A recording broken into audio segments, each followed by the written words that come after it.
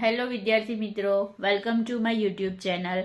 આજના વિડીયોમાં આપણે ધોરણ 5 વિષય ઇંગ્લિશ સેમેસ્ટર 2 તેનું યુનિટ 3 ટ્રાવેલ ટાઈમ તેનું ટેક્સ્ટ બુકની અંદર એક્ટિવિટી 4નું સોલ્યુશન જોઈશું. સંપૂર્ણ એક્ટિવિટી 4નું. ઓકે, એક્ટિવિટી 4 એ છે ચિત્ર જુઓ અને તેનું વર્ણન સાંભળો. જોડીમાં બેસો અને તે વર્ણન મોટેથી વાંચો, તમારા મિત્રને સંભળાવો. તો અહીં આગળ આપણને એક ચિત્ર આપ્યું છે અને તેનું નરેશન આપણને નીચે આપ્યું છે. Look at this picture. Look એટલે જુઓ, એટ એટલે તરફ, ધીસ એટલે આ ચિત્ર તરફ જુઓ. There is the seashore. ત્યાં એક દરિયા કિનારો છે અથવા તે એક દરિયા કિનારો છે. Nehaben is Golu's mother. નેહાબેન ગોલુના મમ્મી છે. Rohitbhai is Golu's father. રોહિતભાઈ ગોલુના પિતાજી છે અથવા પપ્પા છે. Pinku is Golu's sister. પિંકુ ગોલુની બહેન છે. Rohitbhai has a newspaper. Has એટલે હોવું, બરાબર. ત્રીજો પુરુષ એક વચન હોય, હી, શી કે ઈટ, તો તેની જોડે હેઝ આવે. રોહિતભાઈ પાસે ન્યૂઝપેપર છે. He is reading the newspaper allowed. Allowed એટલે મોટેથી. તે મોટેથી ન્યૂઝપેપર વાંચી રહ્યા છે. ન્યૂઝપેપર એટલે છાપું, સમાચાર પત્ર. Nehaben is listening the news. Nehaben સમાચાર સાંભળી રહ્યા છે. She has a basket. તેમની પાસે બાસ્કેટ છે. There are apples in the basket. બાસ્કેટમાં સફરજન છે. Golu and Pinku are playing cricket. Golu અને પિંકુ ક્રિકેટ રમી રહ્યા છે.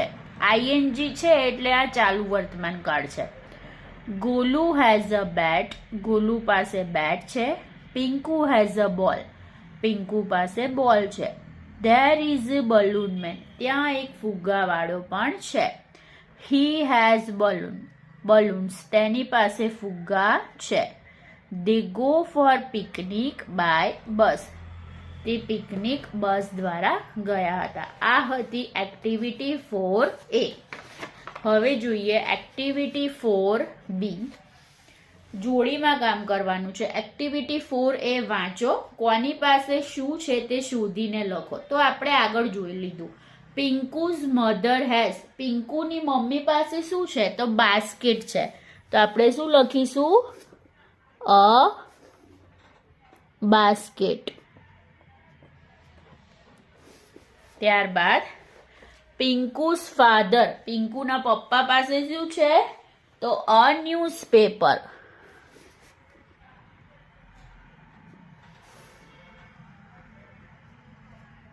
ત્યારબાદ નેહાબેન્સ ડોટર એટલે પિંકુ પાસે શું છે? તો અ બોલ.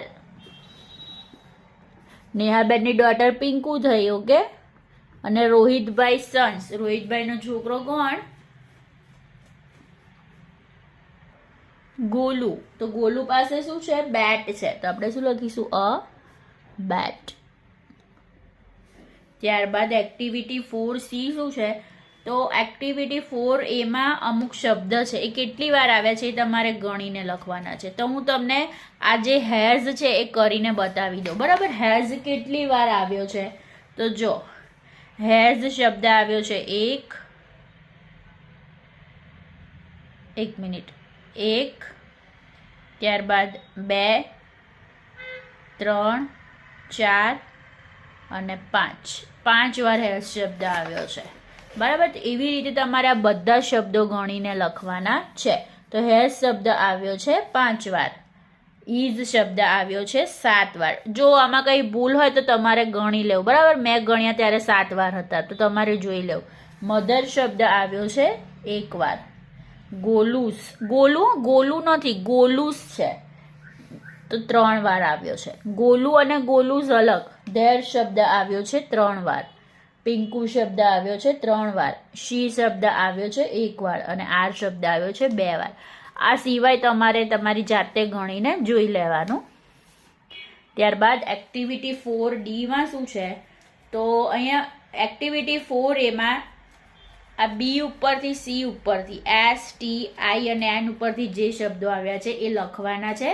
એ સિવાય તમારે તમારા શબ્દો પણ ઉમેરવાના છે. બરાબર, તો આપણે લખીએ. તમે તમારી રીતે પણ ઉમેરી શકો છો. પહેલા પેરેગ્રાફમાં જે આવ્યા છે એ આપણે લખીએ.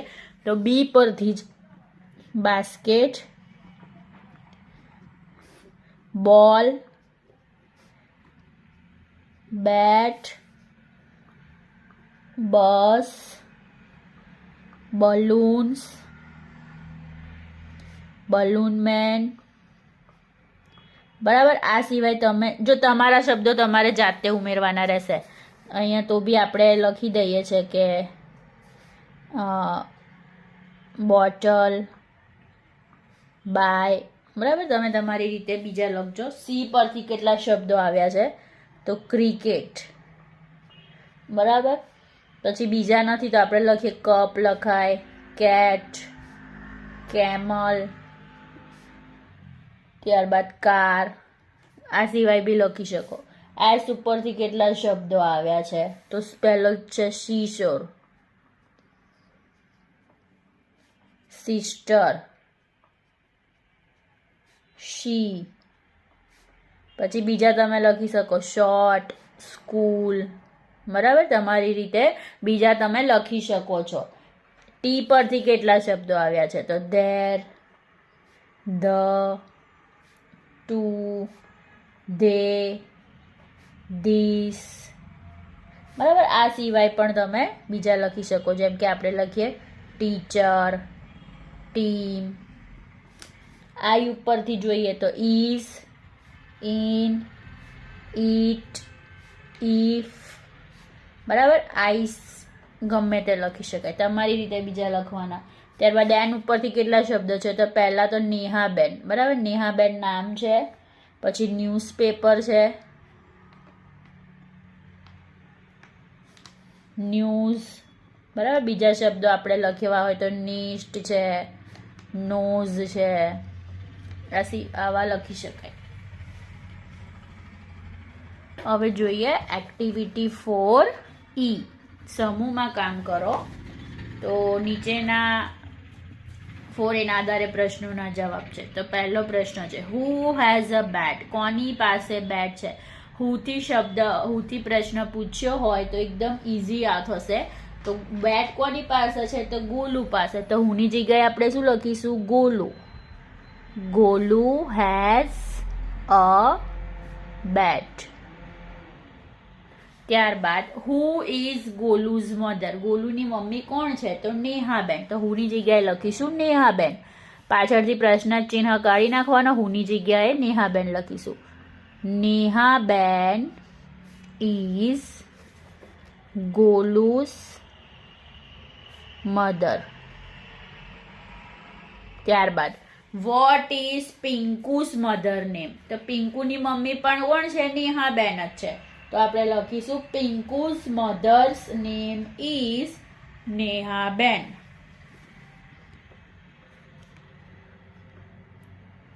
Pinku's mother's name is Nehaben. Is Pinku Golu's cousin? Pinku ગોલુની કઝિન છે. તો આનો જવાબ બે રીતે લખી શકાય. નો, શી ઇઝ નોટ, અથવા no, Pinku is not Golu's cousin. બેવ રીતે લખી શકાય. તો આપણે લખીશું no, she is not. Okay, બેવ રીતે લખી શકાય. પછી હુ હેઝ અ ન્યૂઝપેપર? તો કોની પાસે ન્યૂઝપેપર છે? તો રોહિતભાઈ પાસે. તો લખીશું રોહિતભાઈ હેઝ અ ન્યૂઝપેપર. ત્યારબાદ છે વેર ઇઝ પિંકુસ ફેમિલી? પિંકુની ફેમિલી ક્યાં છે? તો એટ ધ સીશોર. તો આપણે લખીશું Pinku's family is at the seashore. Pinku's family is at the seashore. ત્યારબાદ is there a balloon man at the seashore? ફુગ્ગાવાળો છે તો આપણે શું લખીશું? બે રીતે લખાય, યસ there is અથવા તો yes there is a balloon man at the seashore. બેવ રીતે લખી શકાય, યસ there is. ઓકે, હવે ટ્રુ ફોલ્સ છે. ટ્રુ એટલે સાચું, ફોલ્સ એટલે ખોટું. નેહાબેન ઇઝ પિંકુ સિસ્ટર. પિંકુના સિસ્ટર છે નેહાબેન, તો શું આવશે? ફોલ્સ. તે તેના મમ્મી છે. ગોલુ ઇઝ પિંકુઝ બ્રધર, એનો ભાઈ છે, તો true. Rohitbhai has a magazine, તો false. Rohitbhai has a newspaper આવે. ત્યારબાદ they are at the sea shore, દરિયા કિનારે ગયા છે, તો ટ્રુ. ત્યારબાદ there is a balloon man in the picture, તો true. There is no water in the picture, તો ફોલ્સ. સી શોર છે, દરિયા કિનારો છે, એટલે પાણી તો હોય જ, તો ફોલ્સ આવશે. ઓકે, અને હવે એક્ટિવિટી 4G જોઈએ. તો શબ્દો આપ્યા છે, યોગ્ય ક્રમમાં ગોઠવીને સાચું વાક્ય બનાવવાનું છે. તો ફર્સ્ટ છે નેહાબેન ફ્રૂટ્સ હેઝ, તો આનું સાચું વાક્ય બનશે નેહાબેન હેઝ ફ્રૂટ્સ.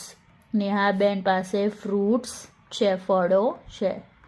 બીજું છે ગોલુ પ્લેઇંગ ઇઝ, તો એનું વાક્ય બનશે ગોલુ ઇઝ પ્લેઇંગ. ગોલુ રમી રહ્યો છે. ત્યારબાદ પિંકુ ગોલુ સિસ્ટર ઇઝ, તો એનું થશે પિંકુ ઇઝ ગોલુ સિસ્ટર. પિંકુ ગોલુની બહેન છે. Pinku is Golu's sister. ત્યારબાદ ફાધર ઇઝ રોહિતભાઈ ગોલુસ, તો આનું થશે ગોલુસ ફાધર ઇઝ રોહિતભાઈ. અથવા રોહિતભાઈ, સોરી એનું થાય રોહિતભાઈ ઇઝ ગોલુસ ફાધર. રોહિતભાઈ ગોલુના પપ્પા છે, એવી રીતે થશે. રોહિતભાઈ ઇઝ ગોલુસ ફાધર. ત્યારબાદ ગોલુઝ રેડ ઇઝ બોલ, તો ગોલુઝ બોલ ઇઝ રેડ. ગોલુનો બોલ લાલ છે. Golu's ball is red. આગળ are there students in the class, તો there are students in the class, વર્ગખંડમાં વિદ્યાર્થીઓ છે. There are students in the class.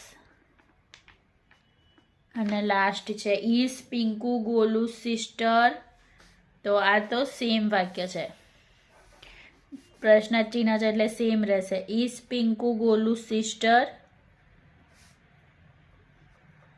Pinku ગોલુની બહેન છે, તો આ વાક્ય સાચું છે. Okay, thank you.